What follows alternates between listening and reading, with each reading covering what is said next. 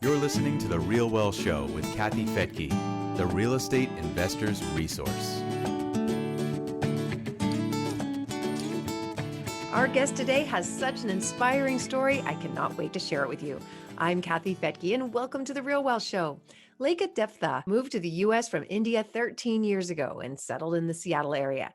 After doing several successful flips, she was able to quit her corporate job at Nordstrom and focus on residential development.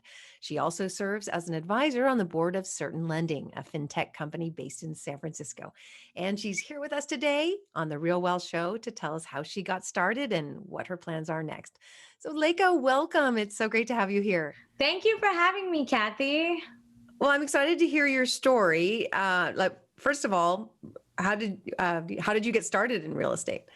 Yeah, so I moved here from India in 2006, and that was like a huge change for me, like culturally, mentally, everything, right? Because I was giving up my family back home.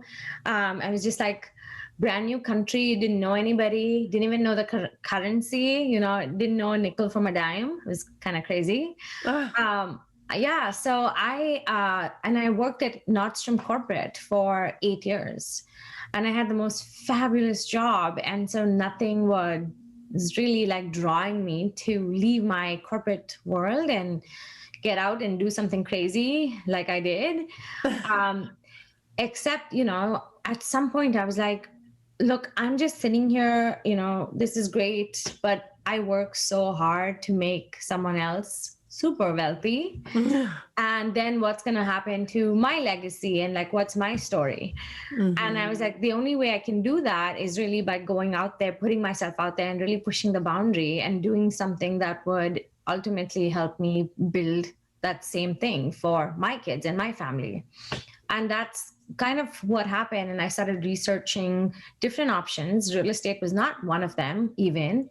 But we had just built a house with a builder, and we said, okay, and I really enjoyed that process. And I was like, maybe I should look into construction. And kind of what happened. And did you come to America because of your job with Nordstrom? No, because I met my husband back in India, and he worked here. And so we got married in India, and then I moved for his job. And wow. Okay. But he's also Indian? He's also Indian. Yes. Okay. But he's been here a lot longer than me. He came here to do his double masters. And so, Okay. And then he was working here when we met. Wow. Okay. So it's not very often that someone sees a house being built and says, oh, I'm going to, be a contractor. So did you need to get licensed, or what was the step between deciding that and actually doing it? Okay, so it depends on the state. I was always going to hire a general contractor, so I didn't have to get licensed myself. Mm-hmm. But in Washington State, the rule back then was that if you were doing a small term project and then selling it right away, which is essentially a fix and flip, then you would need to be a general contractor. You would still need a general contractor's license. And so did you get one? Yes, I did. So you just went and got your contractor license? I went and got my contractor license. How long did that take? It's just a bunch of paperwork. It's crazy. It's just a bunch of paperwork. That's all it is. Oh. Basically, you need to have liability insurance. Mm-hmm. So if something went wrong with a project that you sold to someone else, then they could go back and, basically use your insurance. Oh, okay. So it's like literally anyone could go get one. Anyone can go get one. Oh, I was thinking it was like a 2 or 3 year program where you had to learn everything about how to build a house. No. Anyone can do it. That's maybe just in Washington. I don't know. My brother, it took him a lot longer to get his in California. But okay, so then what? You got your license and then then I bought my first house to flip. I didn't know anything about construction. I didn't know basically like what came first, what came second. I just bought that first house. I went to the project every day. I spoke to my contractor and he gave me construction 101. Okay. And that's really what happened. And I learned about construction and home building. Okay. So that's amazing. So how did you find a good contractor? okay, so the person that I bought this project from, they run a pretty massive operation, a wholesale operation where they find projects for investors like me. And they promised me, their general contractor, they said, look, once you buy the project, we'll give you our contractor, and our contractor can come work on your project. Sure enough, I closed on the project and they said, oops, our contractor is super busy. Oh, So now you have to go find your own contractor. oh, yeah. And boy, I went and looked on every website. I did a lot of research and digging and networking, and finally had a bunch of contractors. So I interviewed 14 contractors for my project, because every contractor taught me something different, and there was some that were really expensive. There was some that was super inexpensive. So it was a matter of finding the right fit, and it took me 14 people to do that. 14. Okay, but you got it done and you sold it. And did you make a profit? Nope. No. I wish I had a fun, beautiful story about my first project, but no, I didn't make a profit. But what was really cool is a lot of things went wrong on that first project because I didn't know what to expect. I didn't know, I had never been through a project shadowing someone or any of that. So having to learn all this on my own, I think I did pretty okay. I didn't make a profit, but I think what I gained was a mass amount of experience. Yes. Just knowledge. And so I could have lost 100 grand on that first project, and instead I only lost 5. Wow. Yeah. So how were you able to save 95,000? Yeah. So I basically, every time someone gave me a bid, I went out and shopped and, got a lower bid. I ended up, there's a lot of inspection items that came up, and I piecemealed it, and I found different people to do the work. The market timing was good. Our market had appreciated, and that kind of helped. So I think all in all, it would have been a pretty tragic loss, and one, that was harder to recover from, but just hustle my way through it. Wow. And was your husband on board with all of this? Yeah, he was 100% on board. I feel like, when you take a big step like this, if it's not a team effort, then it's just that much harder and more easy to fail. And so he was on board, and he was the one person that kept telling me, hey, it's going to be okay. What is the worst that can happen? You lose a lot of money and we'll have to come back from that, but it's going to be okay. I have the confidence in you to go do this. So that was really cool. Yeah. Yeah. That's unusual. But I would say it's not atypical. I mean, it is typical that people don't necessarily make money on their first flip. It's more of a learning process. It seems. Unless you have somebody who's really guiding you, who's done it many times. Yeah. Okay. Exactly. So then what, okay. You got through that. You got your learning. Then what? So I got through that. And then the next year I said, okay, there's only 2 ways to do this. It wasn't a fun experience without no stress. Right. So I could just go back to my job at Nordstrom and forget that this episode ever happened and be completely oblivious to what could come. Or I could take the experience that I had gained from my first project, go use it to actually make money. And so that's what I ended up doing. The thought of going back to corporate was nauseating. And so I was like, okay, let's go out and find another project. So I started, calling Craigslist ads, and I started calling everybody I even barely knew in real estate. And I said, I'm looking for a project. And I eventually ended up buying my next flip, and I made a 35K profit. Oh, wow. And that year I ended up doing 8 flips. Wow. And, yeah. So how did you know that on the second one that the numbers would work? How do you calculate when you look for a project? What are you looking for? Yeah. So the first project I bought sight unseen. They basically made me sign the contract. They said, you can't walk the house. You can go around the house. You can go on the outside, but you can't walk inside the house. That was a mistake I was never going to make again. Yeah. And so the second project, I actually went there with the contractor. Now that I, had a contractor, I went there with the contractor. we looked at the project, we analyzed the deal better. We said, okay, if this is what we can sell for, this is all we can afford to actually put into the house. So let's curb the scope of work to kind of come in within that price point. Mm-hmm. And that's kind of what we started to do is, walk into a project with my contractor before I even signed the contract, know exactly what I was going to put into it to see, okay, if this is what I put into it, this is what I would get out of it. And go with that clear vision of what will happen. Okay. So you made a profit on the second and then did a few more, and I did a few more, and now it's been 7 years and I've done over 50 flips. And wow. yeah. Amazing. Would you say you've replaced your income of what you would have made in corporate? Oh, I did that in the first year. Okay. Yeah. Wow. That's great. Yeah. It's pretty incredible the things that you can do with a little bit of grit. Mm-hmm. Yeah. And you're in the Seattle market, so that made it. Was there a particular part of Seattle that you focused on? I'm basically in the greater Seattle area, so all over Seattle, Tacoma, and the north of Seattle.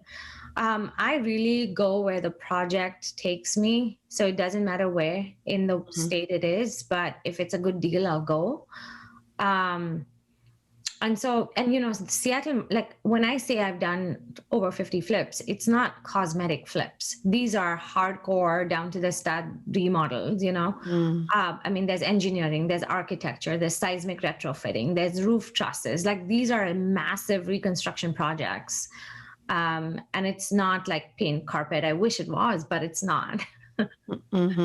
Because that's the only way you can get the really good deal, right? Is buying super. Yeah. And also I think after I did a few deals, I was like, look, I'm looking for that larger spread. I want to do more with less.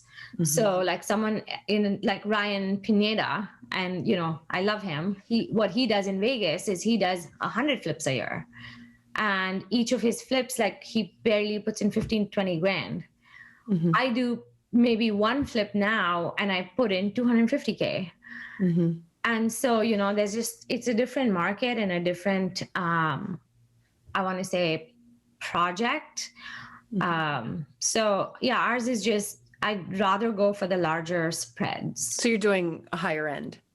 And it's typically not even that it's higher end, but it's just more distressed, super distressed projects. Wow. Like turn of the century homes. Oh, so they're much older. Much older, need an upgrade of all the systems, foundation, sometimes roof. Like it's crazy. What's the permitting process for something like that? I know where I live, it's very difficult. Yeah, so Seattle was good. For the most part, we can get an over-the-counter permit. Sometimes when you're doing a lot of renovation to the house, like you're taking out stairs, you're adding bedrooms and bathrooms, then it can go into a full review, and that can take 4 to 6 months. So it's a long process, but there's, ways to make it over the counter. The city is also flexible. Oh, good. So it's about finding the right architect, like an investor-friendly architect. Yeah. Well, when I saw you at the PNW Big Badass Conference in September, we went to, I didn't go, but a group of people went to look at a very distressed house, a very interesting house. That wasn't yours, right? That was my friend James's. But it's like 10 minutes from where I live. And so that was a house, like that would take about 300-400K to fix up. Oh, okay. But just the dumpster fees were, I think, 100K on that one. It was a full-on hoarder house. Yeah. Yeah. You guys brought some interesting things back from it. I don't know what you're talking about, Kathy. Yeah, I should have gone on that little trip. Anyway, a true hoarder house. Yeah, all kinds of interesting things there. All right. So what now? What's next for you? So, as I was doing my flips, right, like back, I want to say three years ago, I started researching different exit strategies, and I started looking at, okay, a flip is a great exit strategy, but what else can I do with it? And so through the course of my learnings, like I was able to basically do a bunch of different cooler things rather than just flip a home, I started to do additions on homes. So increasing square footage. I started to subdivide lots where I took one piece of land and I subdivided into 3 lots, selling off the lots, keeping the house, all kinds of bird deals, started amassing a rental portfolio. Like I said, the Seattle market is expensive. I just bought a triplex for 1.2 million and it's distressed. So, so there's a lot of cool things we can do with real estate here. And I'm basically taking advantage of that.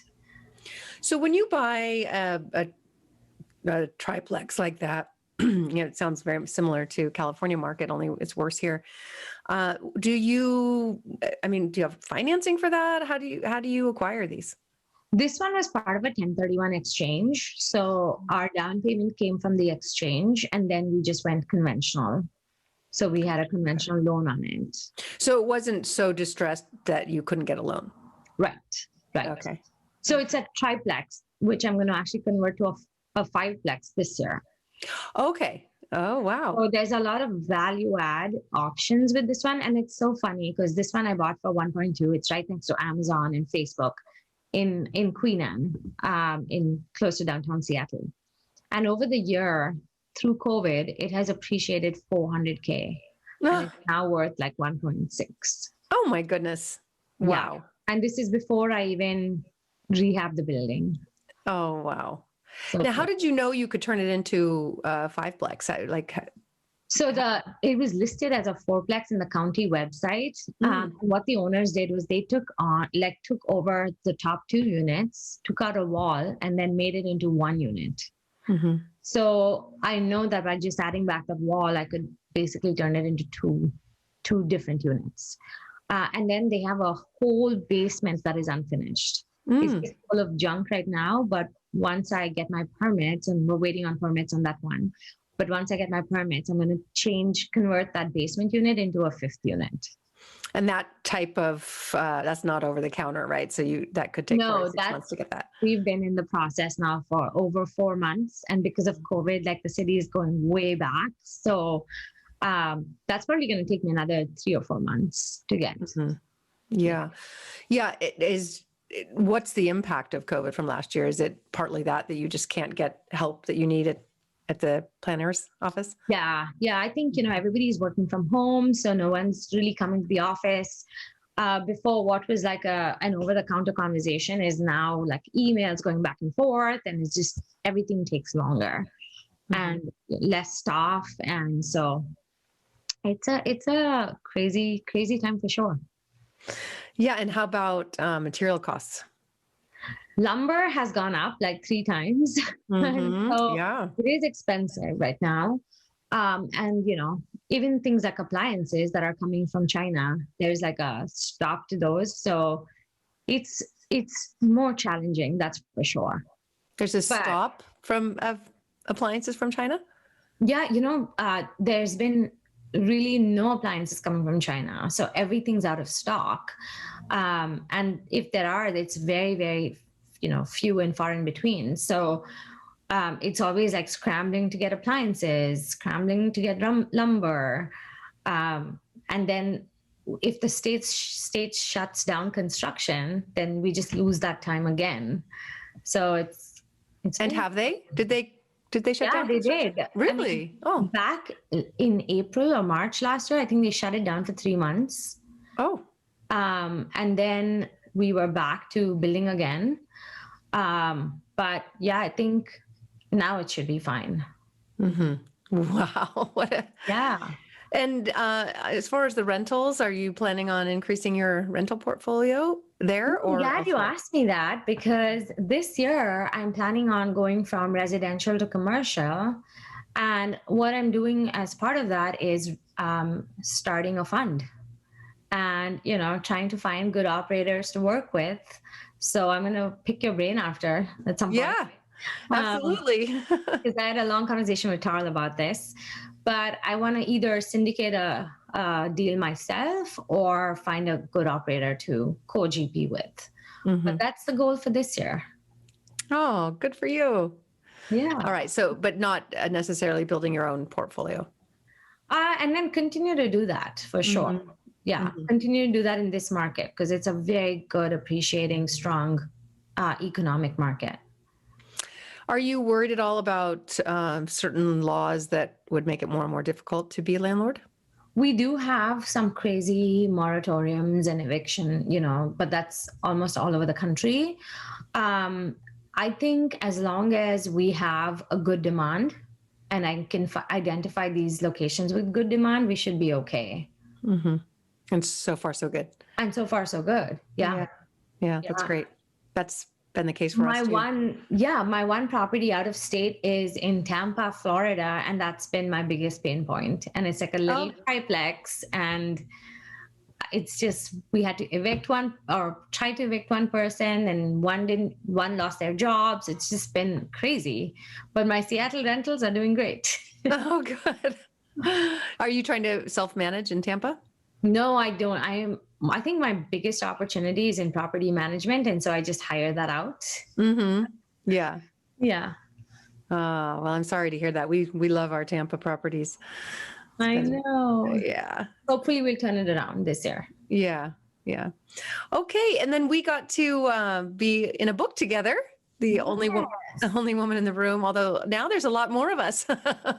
I know. It's crazy. Yeah. So if anybody hasn't read that yet, you can get it on Amazon, The Only Woman in the Room, and you'll hear both of our stories.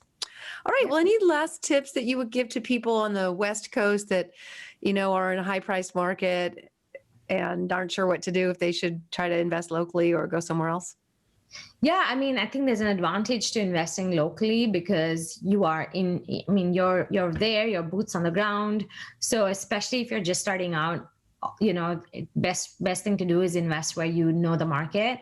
I would say network extensively, find really good deals. And the only way you can find deals is by comparing deals and researching deals. So, analyze, find a good deal in your neighborhood and see if you can make that work. Wonderful. Okay. Well, it's great to have you here on the Real Wealth Show. It's been really inspiring. I bet your husband's really, really proud of you. And I wonder if at this point he's ever thinking about quitting his job and partnering with you. We talk about that. I'm just not ready to give up his W-2 yet. You're not ready? I'm not ready. Is he ready? He's ready. Oh, okay. Well, maybe next time you're on, it will be a different story. All right. Well, thanks so much for sharing your experience. And I look forward to seeing you somewhere sometime. Soon. Yeah. Thank you, Kathy. And thank you for joining me here on The Real Wealth Show. You can listen to this and any past inspiring stories at realwealthshow.com.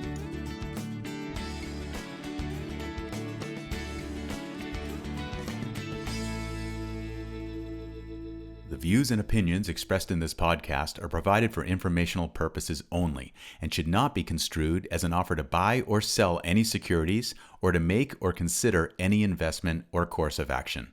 For more information, go to realwealthshow.com.